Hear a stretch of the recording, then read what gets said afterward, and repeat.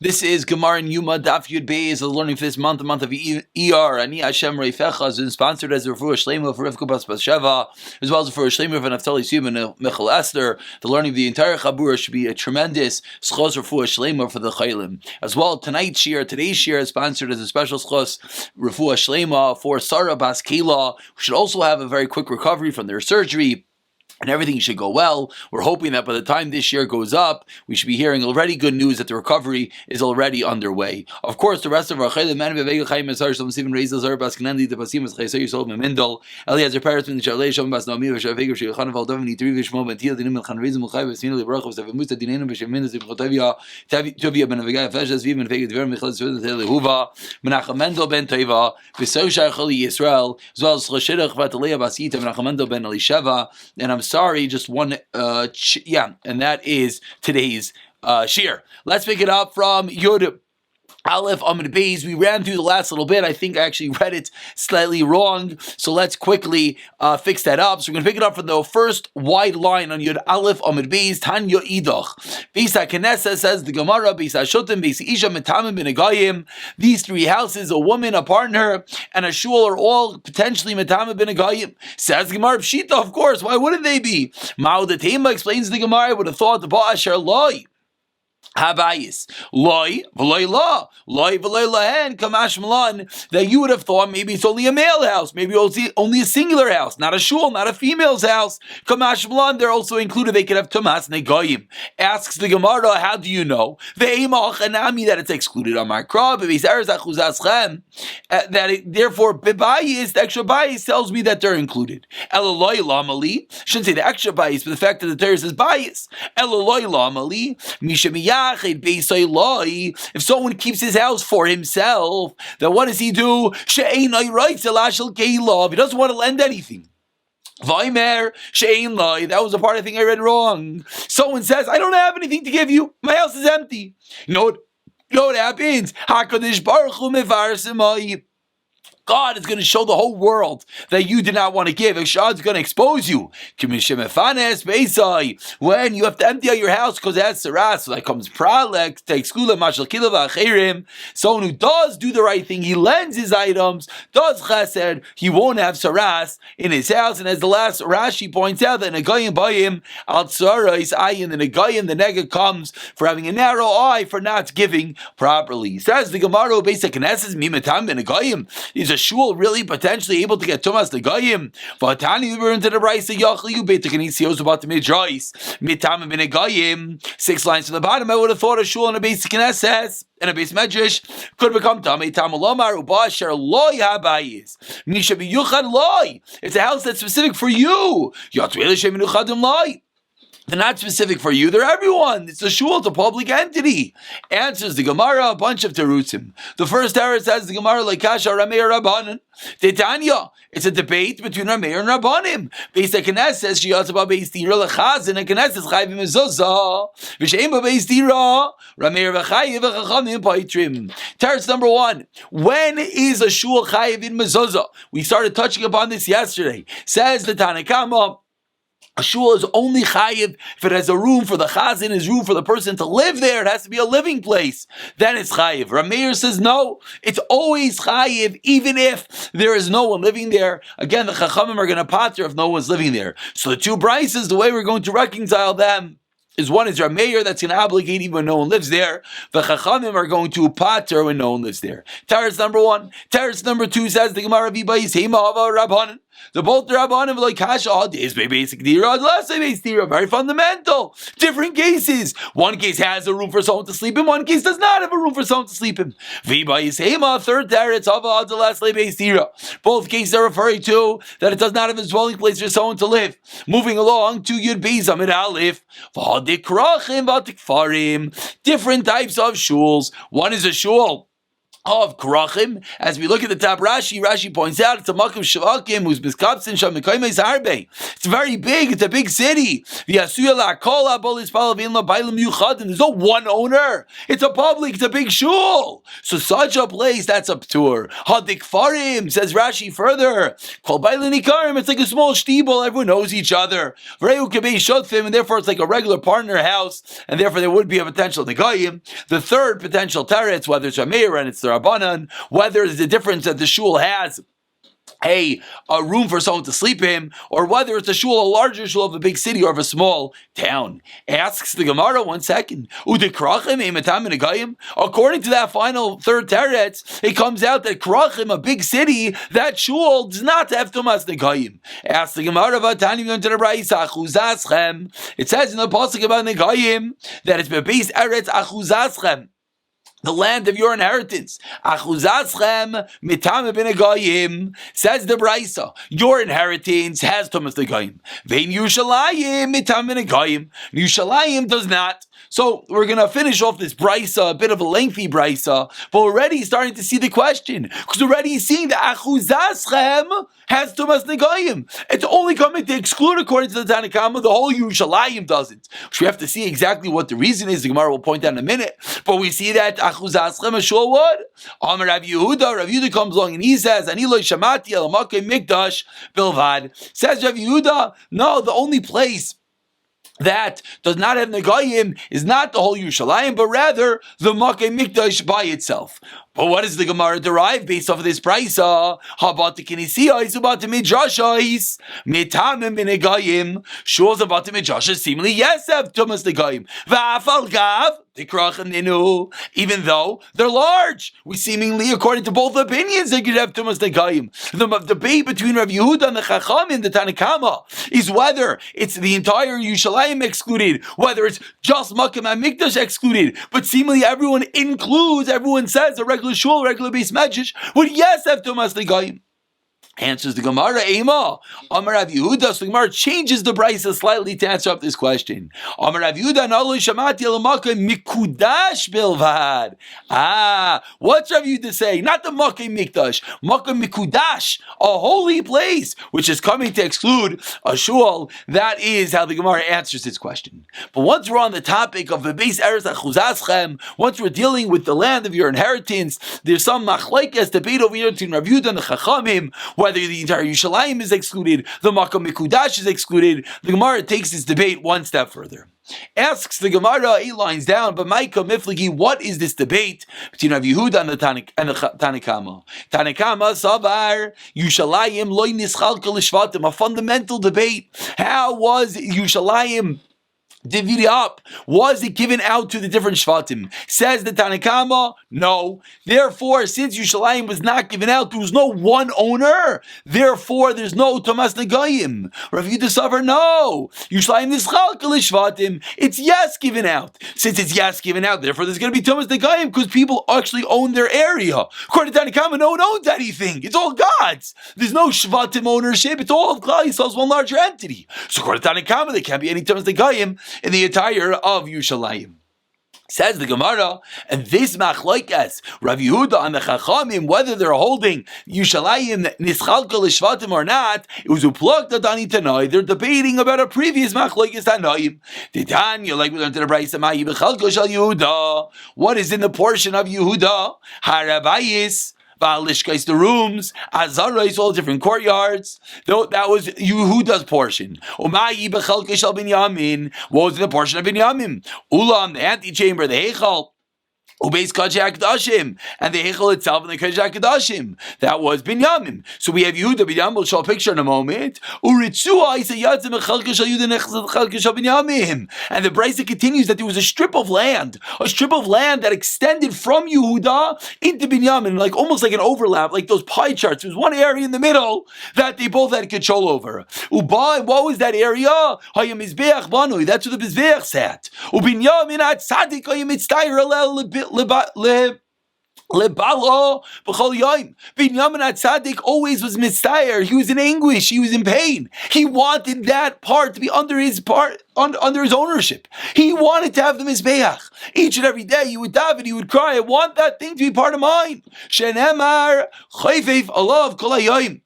As the pasuk teaches us, that he's agonizing over it every day. Lefikach, what do you get? You want kedusha. You want extra Beis Hamikdash. What do you get? Lefikach zacha binyamin hatzadik. V'nasa ushpizcha in legvura. He became a host. God was always in his property, in his portion. The B'kodesh HaKadoshim always housed the Shechina. Shenamar ben kseifav shalchein, that the Shechina resides within you. So says the Gemara, that is the machlokes. I'm sorry, that is whether which portions were part of which. Now the Gemara continues. And that's the end of it. So what do we see? So we're trying to prove whether Yushalayim was a portion to the Shvatim. So the Gemara is showing us that we see in one brisa, this first brisa, what do we see? It's a debate between, not a debate, I'm sorry, incorrect, wipe that. We see in this brisa, there are portions owned by Yehuda, portions owned by Binyamin. So obviously this brisa holds that Yushalayim was Nischalkel Shvatim. This brisa clearly holds that Yushalayim was divvied up, because Yehuda had part and Binyamin had part. We'll show a picture of this in a moment. Let's not to lose the flow. Let's continue. And the other Tana, again, we're trying to prove that the machlekes Rav Yehuda and Tanakama, whether Yerushalayim was split up, owned by the Shvatim, is a previous machlekes Tanaim. So we just showed one opinion that showed it was yes, divided. This price holds it wasn't. When Eiler Regalim, there was thousands, millions of people here in Yerushalayim. They need a place to stay. So one prime real estate, you want to rent out your house. Says the Tanakama, says the Brisa, you're not allowed to rent out your house. You got to let people stay by you for free. You can't even rent out a bed. Why not? You can't rent out your house because it's not your house. How are you renting out your house? You just live there. But is it properly your property? Absolutely not. You know why? Because this price holds Yerushalayim Yerushalayim was not split up. And therefore you can't rent out your house. You can't give out beds. So this is the other side of the coin showing that Yerushalayim was not split up. But now let's just finish the price. Because they weren't allowed people, the Chazal allowed the host to take with force the hides from the people staying by them, the oiros, the hides of their karbanos, so they get some compensation. And Amar Abaye, we see from here, we see from here that proper etiquette, when you stay somewhere, you leave them over something, leave them a carbon, leave them a hide, leave them something for the fact that you're able to stay there. So those are the two brisas showing us, debating whether Yerushalayim was Nischalka or not. Just 1, 2, 3 quick pictures. Here you see, this is Yerushalayim, this is Har Habayis, the A, B, and C is the different Chatziros. As we saw a moment ago, the different Chatziros were in the portion of Rav Yehuda. Now the Gemara comes along, right? The different Chatziros, including the Har Habayis and the Lishkais, the round area, the white area in this picture is Rav Yehuda. The gray area, the Heichal, the Ulam, the Kodesh HaKadoshim, that was Binyamin's area. But now we'll see in this picture, then we'll flip to another picture in a moment. You see how the Mizbeach in the middle, we'll zoom in for a second. You see how this Mizbeach had partial gray and partial white. That was the strip that had split it in the middle. As you see in this picture, showing us beautifully, courtesy of Kol HaLashon's beautiful picture book over here, that you see that within the Mizbeach or Ritzua Yaitzis, meaning that little strip of area was the area that was between them. It's a machlokes whether it was a strip that way. Rashi and Zvachim says the strip that way. That was who owned the different parts of the Har Habayis, the Chatziris, the Lishkis, etc. And those are the two brises proving whether Yerushalayim was this Chalkel Shvatim. But now the Gemara goes back, and the Gemara says, what do we say above? We said that the small shuls, the shuls of the kfarim, like we define them as like a shtibel type, those yes at Thomas the Gaim. Is that true? Ask the Gemara. So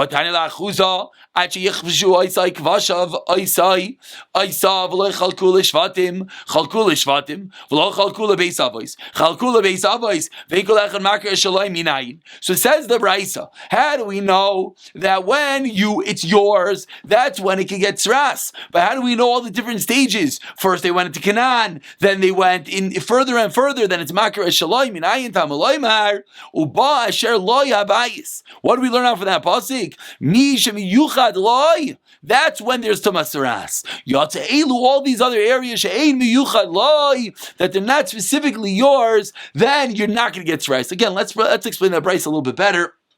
Again, one more time. There were 4 stages in the conquest of Yerushalayim. They conquered it, they gave it to the Shvatim, they gave it to the families, and then they gave to each and every person. That was this Brisa. La'achuza, number 1, they conquered. Number 2 is they gave it to the Shvatim. Number 3 is they gave to the Beis Avos, the families. And number 4, they gave each and everyone their house. So says the Gemara, how do I know when there's Tumas Saras? Uba asher lo yabayis. When it's yours, that's when there's Saras. Coming to exclude if it's not yours. So what do we see clearly? That only a singular house, a singular entity has saras. A shul of kfarim, it's good that you know each other, but the bottom line is, it's not one person. Says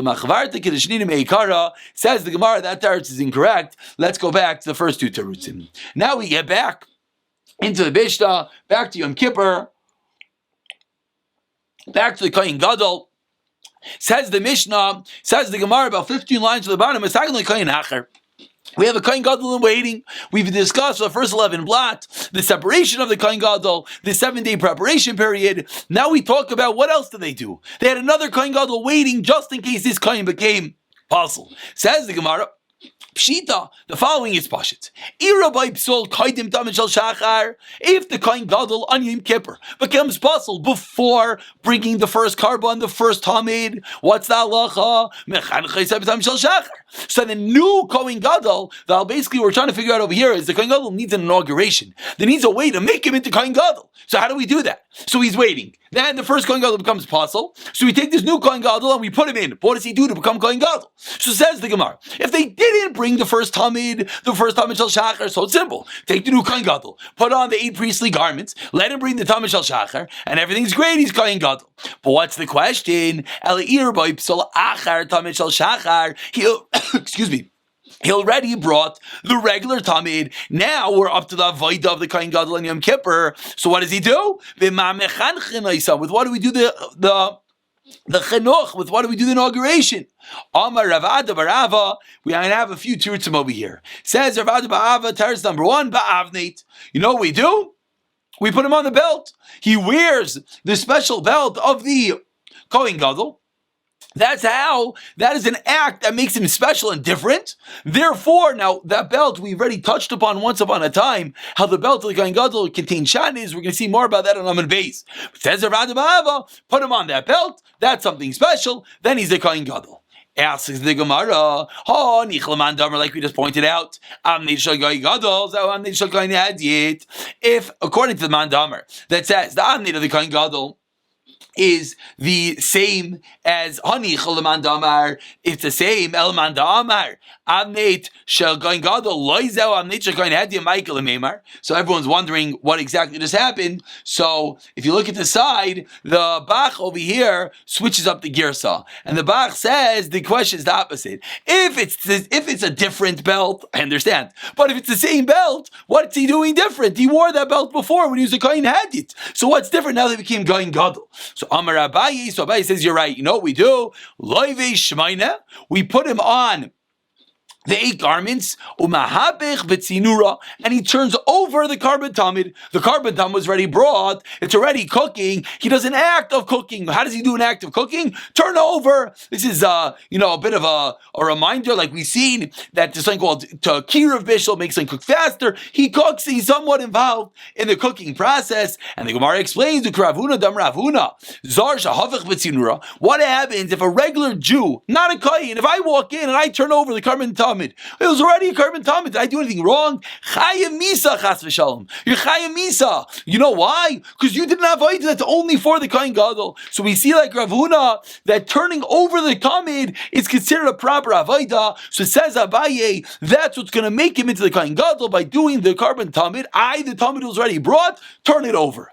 Rav Papa Amar, second teretz, as we turn over to Yirbeis and Mebeis, says Rav Papa, Avodah Milchan Chasai, the actual Avodah, the Avodah of Yom Kippur, that Avodah itself, That is the chinuch. That will be the inauguration. And he brings a proof to this. Mila Tani, did we not learn? All the vessels that Moshe Rabbeinu made,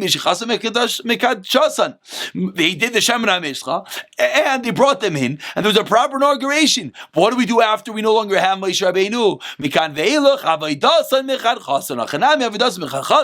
When we have no choice, the actual avodah itself is what is the chinuch. Says the Gemara, and now we're going to have a discussion about the belts like we mentioned in Amud Aleph.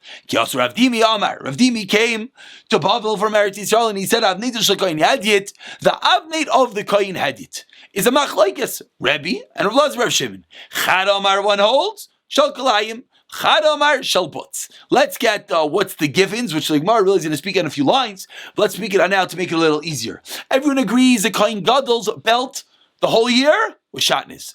The Kohen Gadol's belt on Yom Kippur was just linen, was not shatnez. What was the Kohen Hedyet's belt all year? Was it the same as the Kohen Gadol's belt?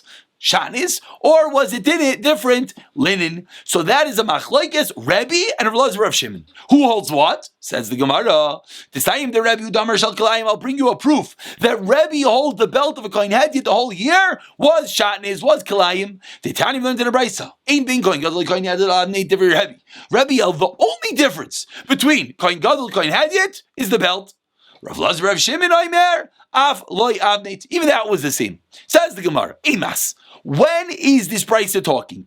If it's during the year, and Rebbe saying the only difference between the Kohen Gadol and Kohen Hedyet is the belt. Really? There's many more differences. Kohen Gadol wore 8 garments. Kohen Hedyet wore only 4. So what does it mean it's just the belt the difference? Says the Gemara.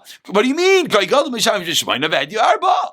Elalav. What's it talking about? B'yoyim HaKippurim. We're talking about on Yom Kippur. And what did Rebbe say? Rebbe said that Ein Bein Kohen Gadol Kohen Hedyet Ela Avneit. So on Yom Kippur, what was the belt of the Kohen Gadol?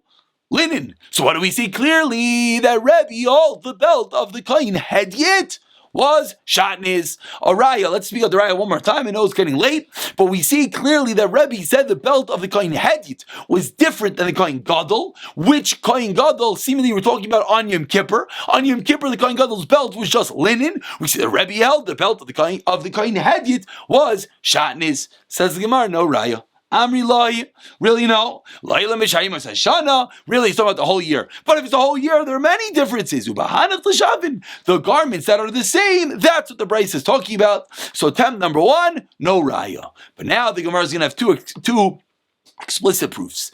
Ravin came from Eretz Yisrael and he said, Amar Rav Nitcha Kohen Gadol B'Yom Kippurim, is what we just spoke out. The Avnei Kohen Gadol Yom Kippur Divrei Kol Shal Butz. Just linen. B'shar you may say shana divrei kol shal kalayim v'shanis. Loy nachlechu. What's the machlokes al bavnei shal kohen hedyet? Beim b'shar you may say shana beim yom kippurim. That's the machlokes. What was the belt of the kohen hedyet? Sherebi Omar shal kalayim v'shanis. So we have a clear, explicit price of Rav Dimi teaching us. Rebbe held it was shanis. Rav Shimon Aimer shal butz. Raya number 1, that Rebbe held it was Shaniz. I'll also bring you a proof, a bit of a lengthy proof. Let's hold on. Al Bisari. It says the Kohen Gadol, when he's going to do the Chumas Hadeshin, in the morning he cleared out the ashes. He has to put on his pants and his shirt. Al Bisari. Matam Alaymer Yilbash. It says you put on. Actually, everyone can look. We have the pasuk over here. V'lavish HaKohen. It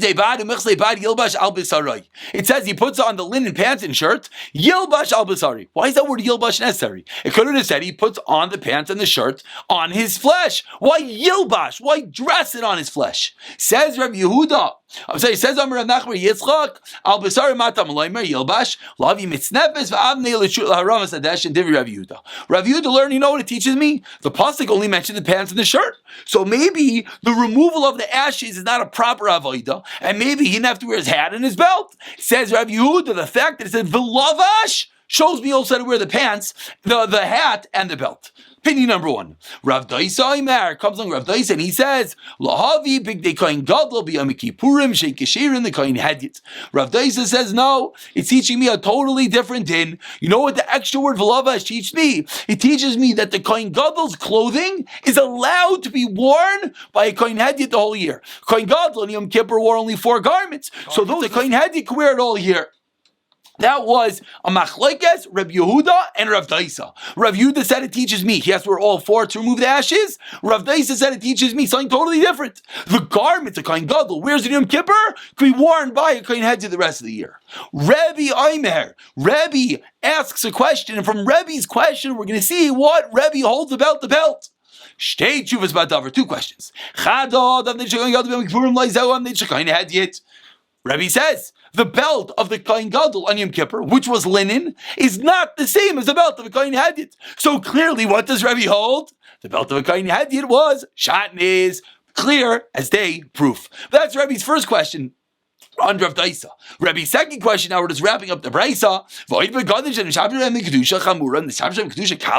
Says Rebbe, is it possible the garments that a Kohen Gadol wore, a holy of holies, we're going to let a regular Kohen Hadid wear? Impossible. Rather, Rebbe says, what does that word v'lavash teach us? Yilbash. The rabbis es hasechakim. It teaches us the worn out garments, that the worn out garments are not pasul, they're allowed to still be worn. Rashi says torn garments are pasul, but worn garments can still be worn. Va'az the Rav Daisa tamei. Rav Daisa goes according to his own reasoning. The Tanya v'nichan sham. After the Vayda the Kohen Gadol, it says put your clothing there. Melamid says the Tanya Kameshatunu Giza. They're done.